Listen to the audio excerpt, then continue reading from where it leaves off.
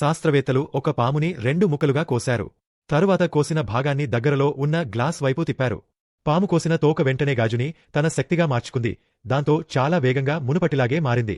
ప్రయోగం విజయవంతమైంది అని చూసిన శాస్త్రవేత్తలు వెంటనే పాము లోపలి భాగాన్ని తీసేసి ప్రత్యేక ద్రవంతో నిండిన సీసాలో ఉంచారు.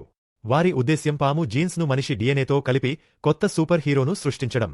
కౌంటౌన్ పూర్తవగానే శాస్త్రవేత్తలు ఆశ్చర్యపోయారు. వారి ముందే ఒక భారీ పాము గుడ్డు కనిపించింది. తీవ్రమైన కదలికల తర్వాత ఆ గుడ్డు పగిలి లోపలి నుండి ఒక తెలియని జీవి బయటకు వచ్చింది.